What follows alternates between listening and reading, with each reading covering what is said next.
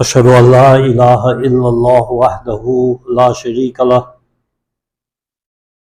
وأشهد أن محمدا عبده ورسوله أما بعد فأعوذ بالله من الشيطان الرجيم بسم الله الرحمن الرحيم قل إني نهيت أن أعبد الذين تدعون من دون الله قل لا أتبع أهواءكم قد ضللت إذا وما أنا من المهتدين قل إني على بينة من ربي وكذبتم به ما عندي ما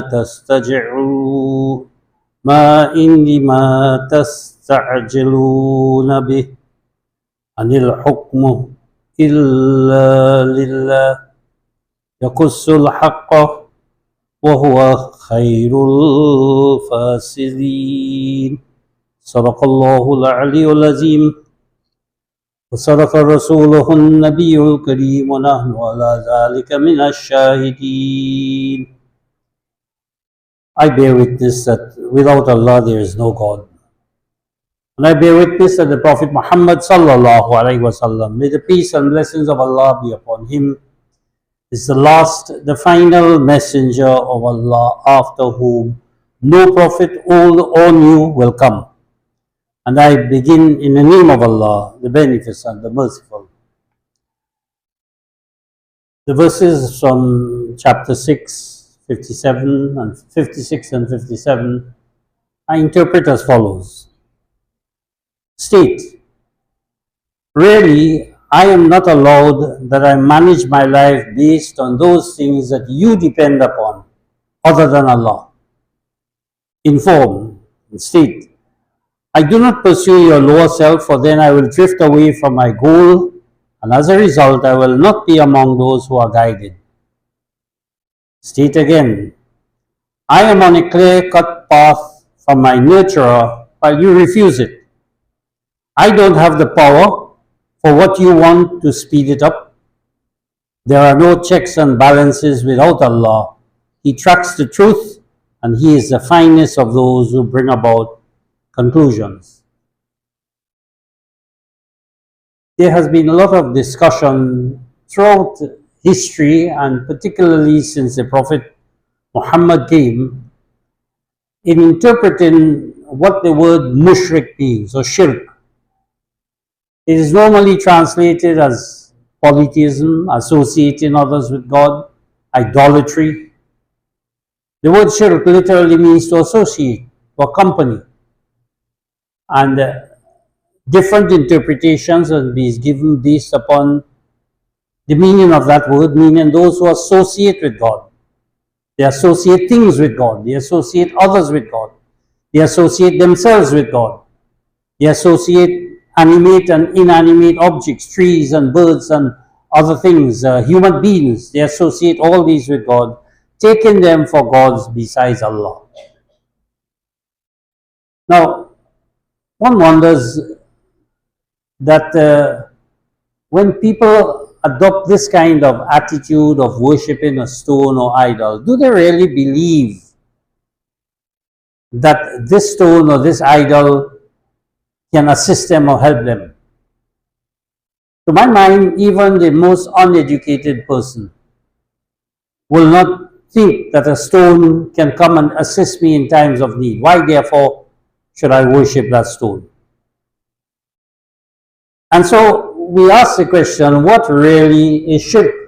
And who really is a mushrik? I prefer to interpret the word shirk to mean ungodliness. And an ungodly person is a mushrik. And what does that mean, ungodly? It means not possessing the attributes of Allah. In other words, contrary to the attributes of Allah, or opposite to the attributes of Allah. So a mushrik really is one who develops himself or herself with attributes contrary or opposite to the attributes of Allah. For example, Allah is a being of forgiveness. If a person, community, a nation, a society, an individual, whoever it may be, male or female, young or old, adopts an attitude of non-forgiveness, of only wanting to take revenge.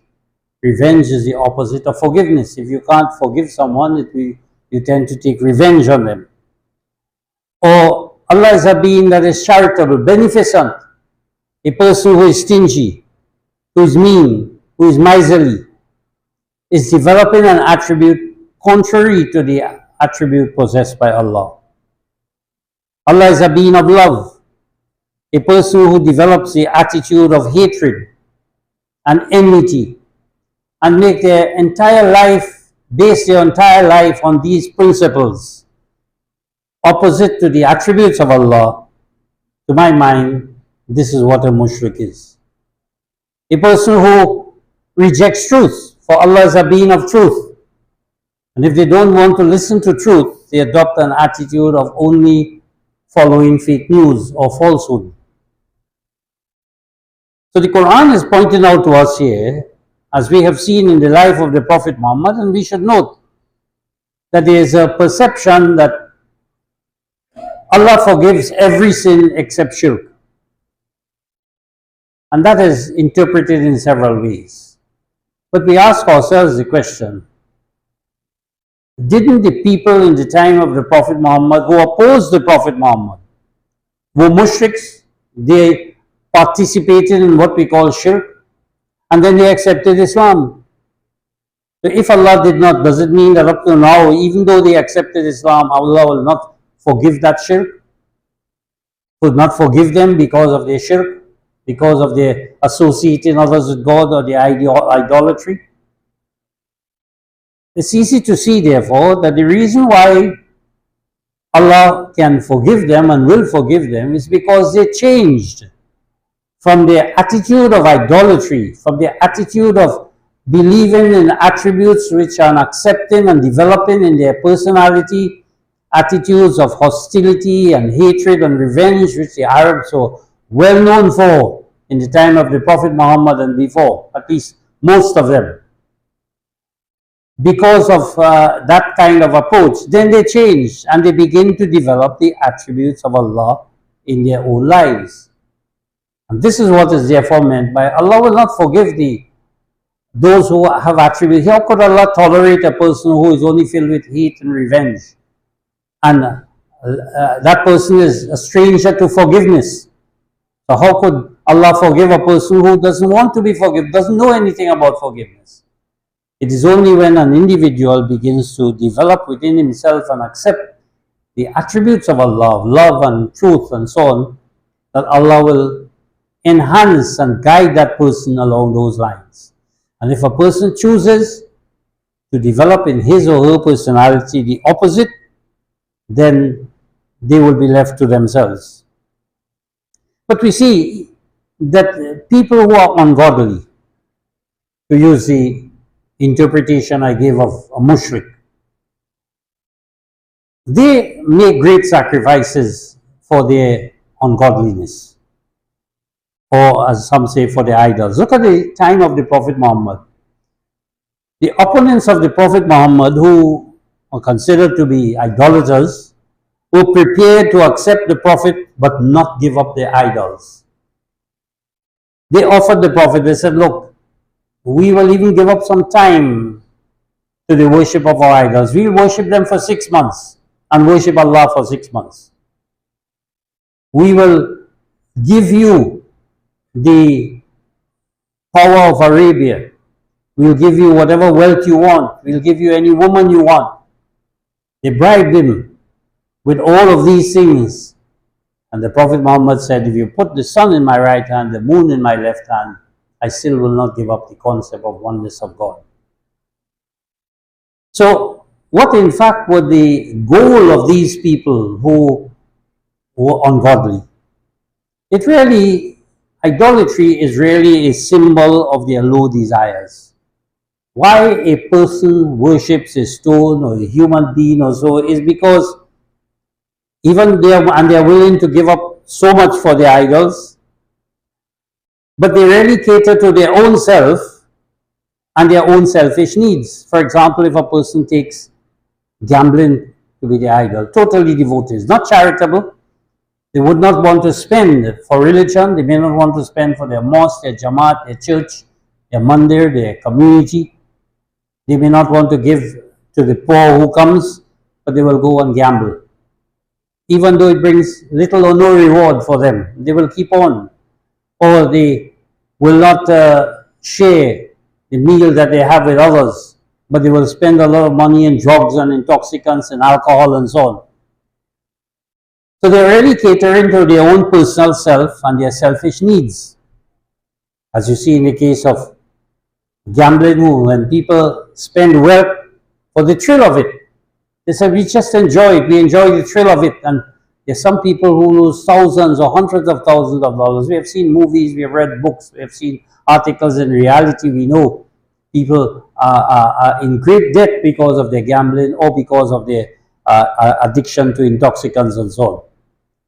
So the Prophet Muhammad in these verses of the Quran says, I am not allowed to manage my life based on those things that you depend on. You depend upon the thrill of winning money to be able to spend, and you will spend so much. I depend upon Allah, and I will spend for my own self-development, to make myself a better human being, that I'll be a charitable, loving person.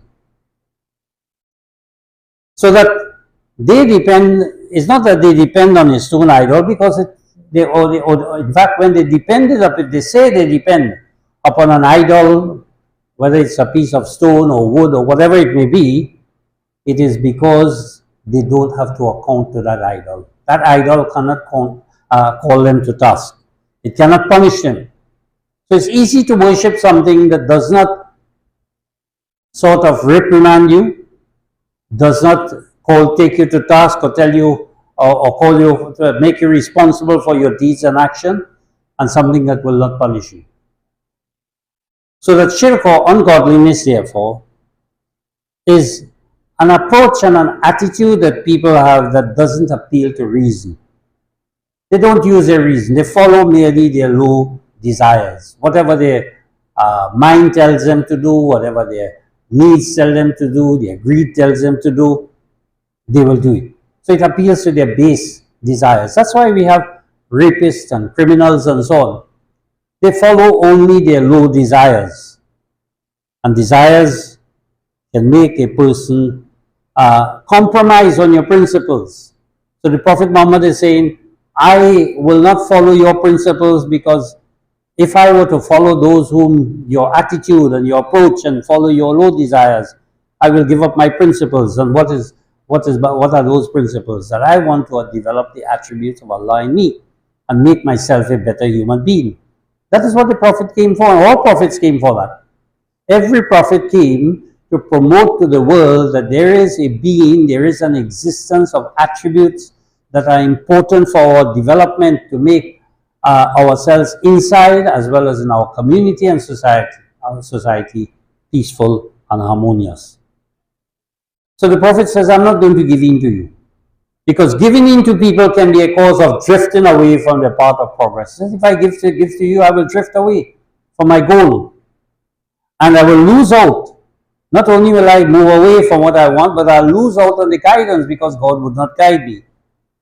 So, yes, it is true that we do have sympathy for people when they're in trouble. We see people dying every day. We see people are being murdered. We see people are being killed in wars, children and so on, and we become very sympathetic.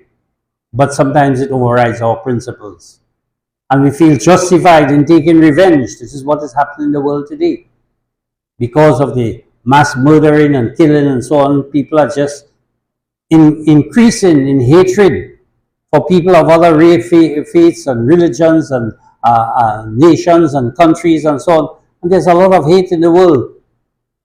We are taught to hate the Russians, we are taught to hate the Jews, we are taught to hate the Muslims, we are taught to hate the Hindus and the Christians and the rich people and the poor people, and there's just a tremendous amount of hate. You're supposed to hate the Chinese because they have their trade business, or because so many things. And there's no reason why we should do that. There's no attempt to make people to begin to love each other, to live in harmony with each other. And it's because a person says, I am the greatest. My country is the greatest. My religion is the greatest. My attitude and approach is the best. So the Quran is pointing out to us that the Prophet Muhammad is indicating, and this is the path we should follow, his path. This is how we follow his sunnah, as sunnah is mentioned in the Quran, his path and his way. I am on a clear-cut path for my nurturer while you refuse it. I know where I'm going. God has given me a clear-cut path of self-development. You refuse it. You don't want it because your attitude is to reject God and the attributes of Allah. And I have evidence in my own life. I can show you the evidence that I am being nurtured to a higher goal in life.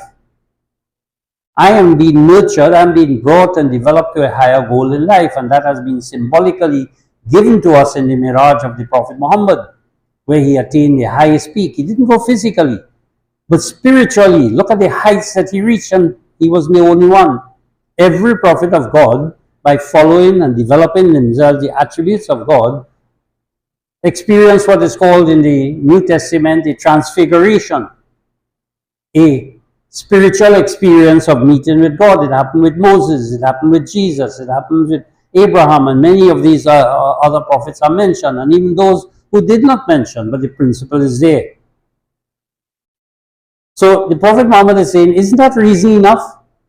You don't have any reason for worshipping your desires or the way in which you worship, or the reason, or the objects, or that you worship. You have no reason for doing so. They don't do you any good. They can't call you to accountability and correct you. They can't punish you even. They can't reward you even. They don't speak. They don't eat. They don't do, but you're worshipping them. Why? How irrational is that? But then the opponents of the Prophet Muhammad think that, look, if we are wrong, if we are worshipping stones and idols and so on, and why does your God, who has the power to punish, our idols don't have the power to punish, but your God, why doesn't he punish us? Because we are going against him. So the Prophet Muhammad has said, look, I don't have the power to speed up my progress. You may observe and think that I am not progressing. You don't see any change in me. In fact, let's look at the Prophet Muhammad's life. The period in which he had the greatest demonstration of forgiveness was when he conquered Makkah. And he said, I say unto you, as Joseph said to his brothers, this day I forgive you. There was no opportunity for him to forgive before that time. He was developing his personality and the personality of his followers in different directions. So sometimes we see what we aim for is slow to come. And the Prophet Muhammad is saying, I don't have the power to speed up my progress. It is dependent upon Allah. Or to fast track your downfall. I am not here to ensure that you are punished for your sins. That is all in the hands of Allah. It is Allah who analyzes the outcome of my actions. It is Allah who determines the outcome of your actions and the results of your behavior. And Allah tracks whoever attitude and behavior aligns with the correct way, and He is the finest one to bring about the results. So Allah is taking a record. He's tracking us as to the path that we are following. Is it the path in alignment? Because this is what the meaning of haqq is. Haqq is truth, but it means to align yourself with the correct way. So if I'm aligned with the attributes of Allah and trying my best to develop those attributes, I may not be perfect, I may make errors, I may sometimes slip and fall, but He's the one to determine the end result and bring about a resolution, a conclusion, not only in our personality, but even in our physical life. Am I aligning myself with the instructions which are given me if for example, I have a disease or if I have a financial problem? There are solutions to every challenge that we have in life, every problem that we have. And when we align ourselves with the course of treatment that we have, whether it is treatment for health, whether it's treatment for financial or family problems or whatever it is, he is the one who determines what the result will be, because he knows how much we are aligned with the right way and how much we have deviated from it. So the Prophet Muhammad is saying, I don't have this power to speed you up. Because he said, if I had the power, well, perhaps I will forgive you, perhaps not. I don't have that power, so I can't tell you. But then, we have to remember that Muhammad's role as a rahmatul lil alameen, as a mercy to all human beings, or mercy to all human beings in every environment, whatever situation in life. And his role is not to bring down punishment. Muhammad's role is not to come, he didn't come here, as every prophet of God didn't come here so that God will have an opportunity to punish people. They came to guide people to a path that would make them happier, successful, and progressive, and be pleased with Allah, and Allah be pleased with them. Not to bring down punishment on them and develop a hatred for God. But that does not mean that the Prophet Muhammad or any one of us have to tolerate ungodliness and the results that bring about. Because we know when people are ungodly, if they develop attributes of hate and revenge and meanness and all of that kind of attitude, selfishness, all of these things, it will bring about a result in which they wouldn't be able to live among people. Or even if they do, people may tolerate them, but they will know that they are not, persons that they can trust or they can want to associate with. They may on the surface be civil. So human beings, the Quran indicates to us, sometimes when they have to solve their issues and their problems and their challenges, they rush to violence, as we see in the world today. They rush to violence. Everyone wants to kill everyone else. Everyone wants to get rid of everyone else, break their power in some way.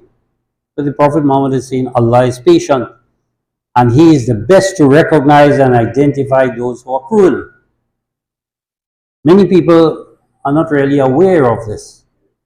We become so sensitized as people in the Western world, Europe and America, for example. They see people dying in a particular war in Europe, and they begin to hate the opposite side. Muslims too will see a lot of people dying in a Muslim area, and they begin to hate and develop revenge and want to condemn and get rid of the people who are perpetrating great atrocities against them. So the Quran is indicating to them that Allah is aware. Allah is not rushing to punish those people. Why isn't God putting a hand and saying, well, look, these people have done so much, killed so many Muslims, let's get rid of them. These people have killed so many of their of people in this country or that because of wars or because of crime or because whatever it may be, because of accidents, because of hatred. All over the world, people are killing people. Allah is not stepping in, He's allowing this to happen. People ask these questions. So the Quran points out to us that Allah is patient. And Allah is with the patients. Inna Allah ma sabirin. Allah is with the patient. We sometimes get very excited. We become so enthusiastic. We become very rash in thinking we should solve particular problems. But the Quran tells us Allah is the best to recognize and identify those who are cruel. And it then goes on to say, Allah has the keys to the future of things unseen. We don't know the future. We don't know where all of this will end. We really don't even know who is right and who is wrong. We may judge a person to be right because they have the same political allegiance to us, and the other person has a different political idea. Or we may judge a person to be right because they belong to the same religion as us, and other people belong to another religion. Or we believe that these people are of our same race, and therefore others are of a different race or different ethnic group or whatever it may be. And we tend to want to predict the future to them, that Allah should wipe them out on the face of this world. The Quran says Allah has the keys to the future of things which are unseen. Human beings are always searching for things unseen. You have a disease, they're looking for a cure. They want solutions that lie ahead in the future. And when these issues and challenges and problems arise on earth, they turn to knowledge, science, investigation, research in order to find problems. You have COVID, you have polio, you have plagues, you have cancer and all of these. And because they are diseases that are in the physical world, people look at the makeup of the physical world, the way bacteria functions, the way viruses function, and try to figure out some kind of cure. The Quran is indicating to us, yes, that is good. Seek knowledge from the cradle to the grave, says the Prophet Muhammad. Iqra bismi rabbika allazi, says the Quran.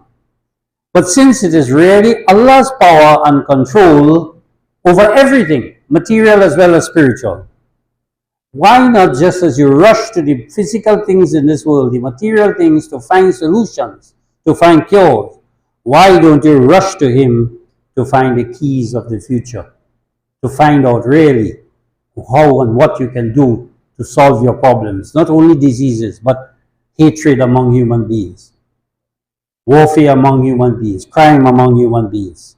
You can't do, you do so much of research and statistics, but you're unable to come up with a solution. So the Quran is indicating to us that Allah is aware of whatever is in the ground and in the ocean. Not a leaf falls, nor a seed in the dark soil, or anything flexible or stiff without He knowing it. The Quran uses here what we call double metaphors. We know the New Testament speaks of parables. Quran has parables as well. When it speaks of land, it means the physical world. He knows what is in the physical world. And when it speaks about seas, it means the resources that are there, which are much more, especially spiritual resources. And sea is the knowledge that we use, the abundance of knowledge to be able to develop and to use the material things of this world. So you have the land, which is limited. So we have our physical and material world. But in order to understand, utilize, and develop the material world, you need knowledge. And that is as big as an ocean. Knowledge has no end to it. The material things in this world, everything is finite, but knowledge is infinite. And then the Quran speaks of leaf and it speaks of the seed. And leaf refers to knowledge of the fall of nature. We see a leaf that will fall, and talks about nations which are falling also. And seed is human nature that can germinate and spread forth. Just as a seed can have a new life, a leaf will reach a point where, especially at this time of this season of the year in autumn in northern countries in the world, the leaves begin to fall because they reach a stage where they have to fall. But the seed is something that germinates and sprouts even from the darkest earth. You bury it in the earth where there is darkness, and yet it comes. That is an indication that even though people are mushriks, they are ungodly, they are in spiritual darkness, they can spring forth. They can spring forth. And the Quran also uses the word green to mean flexible. The word rutba is used here, rutba in Arabic, which means to be moist, to be flexible, to be moldable. You can mold it, just as you take sand and put some water in it, and then you can mold it. Or something can be dry and stiff, so very hard. So the Quran says Allah knows which soil or which environment is capable of changing these people and which is not. The Quran does not deny that there are some people who refuse and will always keep on refusing as long as they are alive until they die the truth. It says so in chapter 2 of the Quran. So the Quran is indicating to us that you have some people who are like a soil who is in the desert and nothing can grow. And you have some who can be molded, and there are some who are stiff and hard-hearted. They can't change, they wouldn't change. So Allah knows that who and when and by whom and how spiritual punishment will come about or will benefit people. So that's why the prophets came to people to bring about change. There were some who benefited and there were some who did not. But one important point the Quran tells us in this section of chapter 6 of the Quran, in verse 60 especially, it says that Allah takes our soul at the time of sleep and at the time of death. Now, when we look around, we see people who are dying every day in crime, in accidents, in wars. We indeed grieve for them, no doubt about it. That's part of our human nature. But we think it's happening to other people. What we don't realize is death is in our lives every time we shut our eyes to go to sleep. Whenever we shut our eyes at night or day to go to sleep, we don't know if we'll be back up again, if we'll be back in this world. In other words, Allah doesn't need any person or anything such as a disease or accident to take our life. It is not that those who die by crime and by wars and who have been bombed by missiles and guns and so on, that they are dying from a different mechanism and method. Death is all in the hands of Allah.